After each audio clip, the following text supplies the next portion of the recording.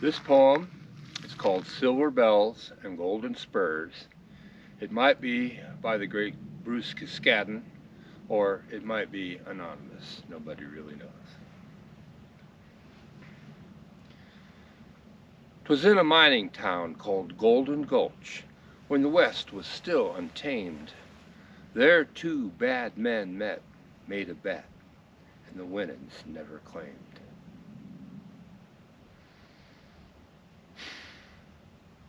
The boys had ridden into town one payday afternoon to line the bar at the Lucky Star, which was Dandy Rand's saloon.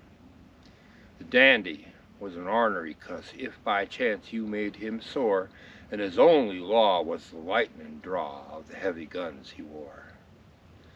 On his watch chain hung a dozen bells of finest silver spun, each tiny bell for a man that fell when the dandy drew his gun. They seemed to tinkle merrily to a tune that brought him luck, but they rang the bell for the man that fell when the dandy rang 'em up.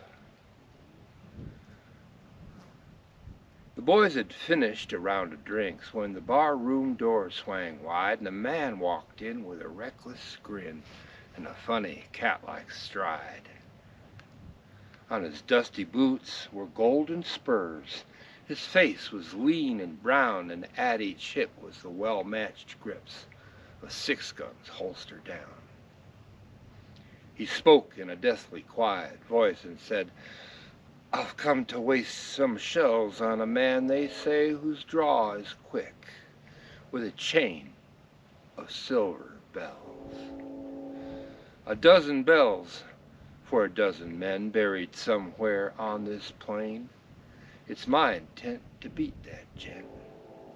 I've come for the dandy's chain." The dandy met the stranger's gaze. His coat was buttoned tight. A gun swang free above each knee, but the bells was hid from sight. "So it's the dandy's chain of silver bells on which your heart is set. That's a fancy pair of spurs you wear. Would you care to make a bet? The silver bells for the golden spurs, but I'll warn you from the start, you'll lose that bet, and all you'll get is a bullet through your heart."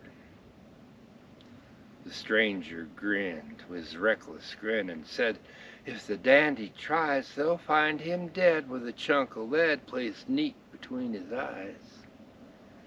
Then he unbuckled his golden spurs and slid 'em across the bar. "I'm a call in the hand of Dandy Rand. Come out, wherever you are."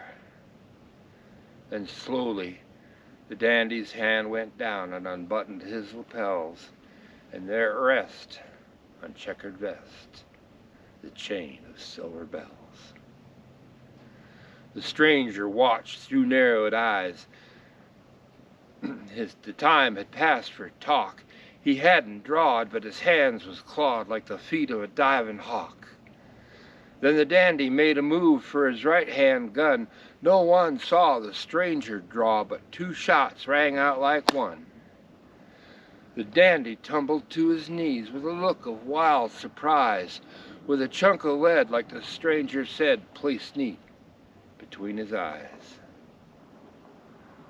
The stranger stood at the end of the bar, apparently unhurt but for a spot of red that slowly spread beneath the left pocket of his shirt.